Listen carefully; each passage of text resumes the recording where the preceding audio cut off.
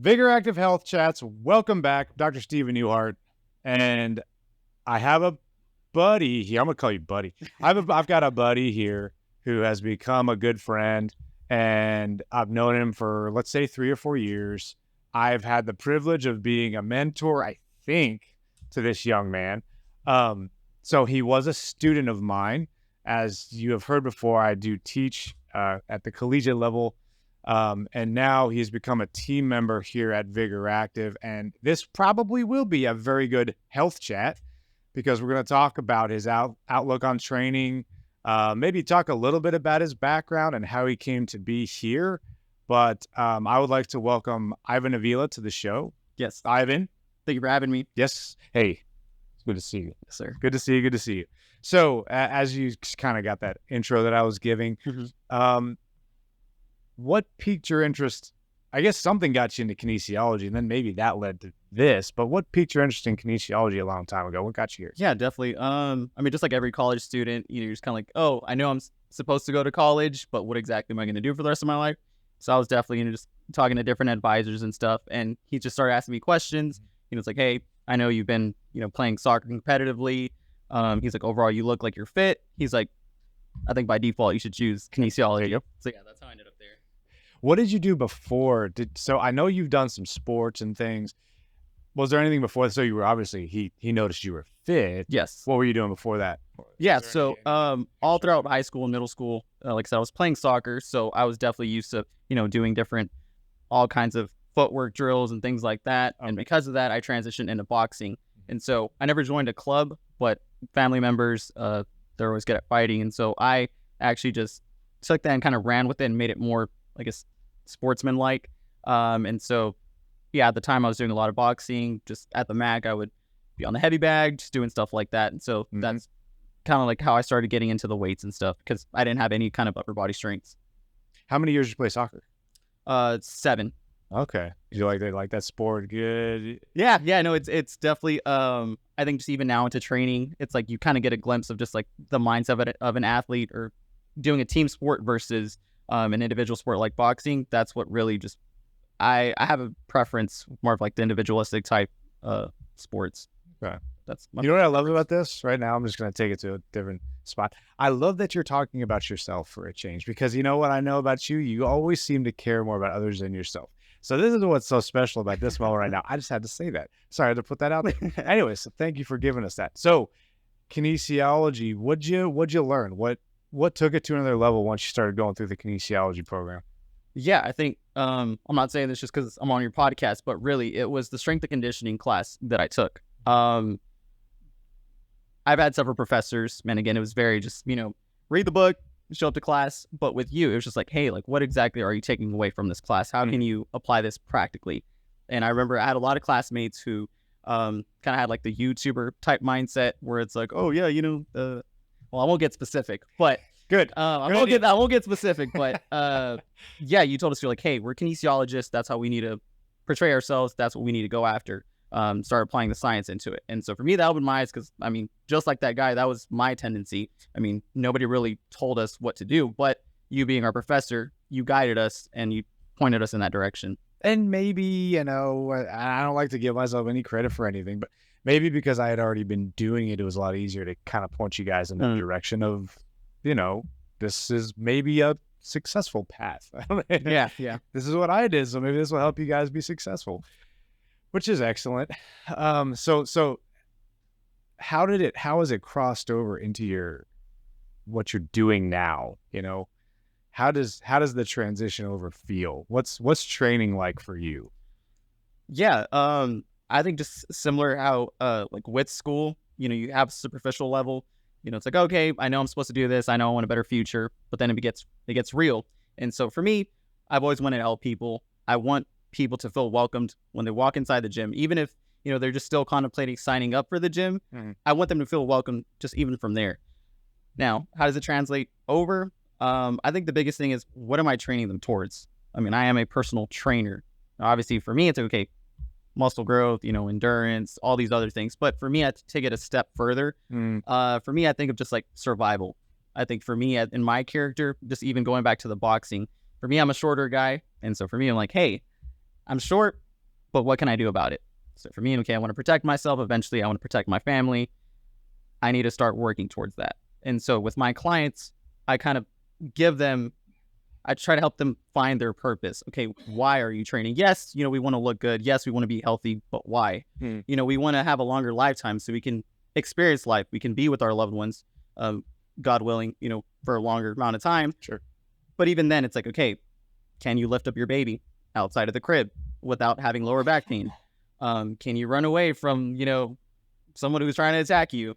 Can you push someone off of you or lift someone up off the ground? It's those things where it's like, hey, it's like whenever you don't feel like going to the gym, whenever, you're just feeling lazy, remembering it's okay, why am I doing this? That's what I feel like it's fun, trying to figure that out or helping my clients figure that out. So kind of like they're finding their why. Yeah. I had packaged it that way one time and sent an email to I think this was before brought you here or you came here. I had asked every member to sort of think about it because that's a great way to look at it, and that so I always go back and I'll say, why is it that 17% of the population goes to a gym when there's 100% of the population? You know what I mean? There's 100. What's 17 about? Why? What is that number? And maybe we still, I like to imagine that there's another 13% that's active. Yeah. Right. And maybe that speaks to them. I don't know. But what is, why is that? And I think that if you ask that, everyone's got one of those. Everyone's got a reason why this fits their life. Yes. And maybe even finding them to asking that. Something I did to myself was I give myself 5 whys. Mm-hmm. That way, when I get up and I say, I don't want to do this today, it's going to serve one of those whys. Right. Maybe it is my kids. The longevity thing is always there for me, and it should be there for every single person after you hit the age of 25. I mean, sarcopenia happens at 30. So you should be like, well, I've got an anti-age. I've got an anti-age. I want to live the best, healthiest life I can. I want to have cognitive function. That's another piece, right? I want to have cognitive function by the time I'm, into the years where dementia is a real thing for some people. I don't know. You have to multiple in there. Then maybe you could have an aesthetic goal too. Oh yeah, I want to look great. So that makes up a little piece of it too. So anyways, it's just like there's so many reasons, and I love that. What are you experiencing for let's, we're gonna share this. We're gonna share this with people that are out there. I have consistently watched you get more and more busy as a trainer. I've watched you change personally, which is cool, right? And exercise has that ability to transform people. You've got the knowledge, you've got the exercise coming in. You've been transformed now by all those things, not by me, not by this place, but by those things. And now you have your everything, your confidence, everything's changed. So your clientele's changing as well. Yes. It's climbing. And I'm watching this happen, and I'm super excited. I'm proud of you for it. What are you experiencing with your clients? Any good testimonials that off the top of your head that somebody would easily come on here and write for you or say, it was me. Yes. Definitely one client comes to mind, and with him, just in the same way, it's in a lot of ways, I think your clients reflect who you are as a trainer. I feel like the clients that you're given, or I guess that life gives you, kind of gives you what you're responsible for or what you can handle, and it'll kind of push you, a little bit, get you out of your comfort zone.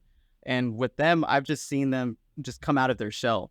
I had one client, he would come in and wouldn't even say hi to the front desk. And now, I see him 30 minutes. One time, I think almost, a little over 30 minutes. I won't say how long, but he was there for a while at the front Carrying desk. on a full conversation. Yeah, exactly. And he started flexing in the locker room. And it just for him to even wear a cutoff in the gym was a lot. And now, I see him and just, he's like, hey, I came in, when we weren't training, I came on a Saturday and I did this, and that. And if you'd ask him, there's no way he would have done that, prior to training. Now, I don't want to take all the credit for it, because he's one of the hardest workers I know. Yeah. But no, I've definitely seen him, just his confidence just shoot up, and a lot of things that I've learned from him of just how, I guess, like the mind, you can really cap yourself off. Mm-hmm. It's like, he's always had that potential. It's just, he just needed someone to show him that it's like, hey, you can do it. You're doing the work. I'm just giving you structure. I'm giving you the program of how we can get there. But you're doing all the work. I'm not lifting the bar for you. That's right. They have to make the mental decision, and sometimes that's the toughest part. But having a person there that almost is making that mental decision for them, in a way, you're doing this. So you know what I mean? Yes. Sorry, I guess your brain's getting no, but we're gonna do this. So that brings me to a topic, especially for the male population, because I've seen several men over my years doing this change, and they get the nerve almost to go, and I'm leaving that job, I'm going to this job. Yes. When they were just stuck. Yeah. And for us, there's a huge hormone thing. It's the testosterone, right? It's the growth hormone, the testosterone that gets produced with exercise. When you do it in an axial loaded fashion, as you and I have had this discussion before. Yes. That right there. And if we wanted to put a science on it and something that's specific that people can actually almost touch and feel, it's yes.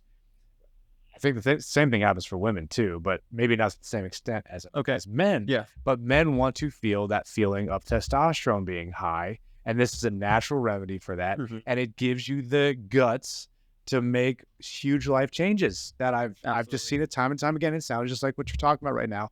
And spoiler alert, I actually think I saw the client you're talking about the other day, and I came up to you and I said, whoa, he's changed. Yeah. I'm not here all the time anymore, but when I am here, I notice and I try to touch back in with you guys and your clients. And I was like, wow, he has definitely changed physically. And that's going to be a mental change, and that's going to be a hormonal internal feeling change. So that's exciting. It's exciting that you're experiencing that. So, I'll ask you just so you answer the question, because I don't want to answer it inappropriately, but has it been 2 years now? How long have you been training? 3 years? A year and a half at this point. Seems like longer to me. Yeah. So the career, how are you enjoying the career? You like it? Yeah, no, it's definitely a career that keeps you on your toes. Like I said, I mean, the gym itself, it's like a filter. It definitely it reveals things to you. There's times where you're gonna feel kind of like you're going through like a little plateau. Or it's like, man, is this all that this career has to offer?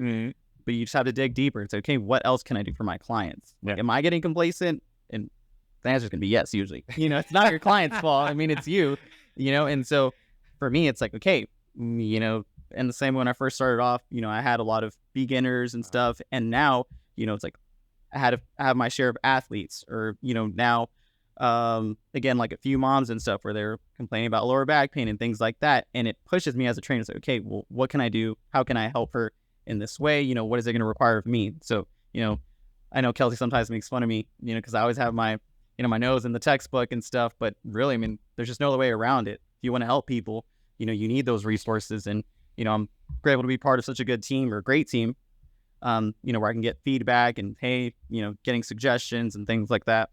I used the certifications as a way to excite myself. I had 6 when it was all said and done. And every few years, now my career was 20 years, right? It was a 20-year personal training career. So every 3 or 4 years, I'd say, it's time for another cert. And even reading the same book and really absorbing all that knowledge, or you just jump out and you go to do a certification of a different type, it always is exciting. You always get new information. You want to bring it back. You want to take it to your clients. So I would encourage you to continue doing that. Yes. Because it's not even, I mean, yes, it's for the client, but it's really for yourself. It's for yourself to have more tools, keep yourself motivated, understand that there's different ways to train people and different outcomes that will be from that. So I'm glad you were saying that. I think it's a great thing. So just, to finish us off, because we're close to time, but any final words? What do you want to say to any, what would you want to say to any aspiring trainers? Yeah, I mean, I think the same way with your clients, it's like, figure out your why. What exactly do you want to bring to the industry? There's a bunch of personal trainers, but how are you going to be different?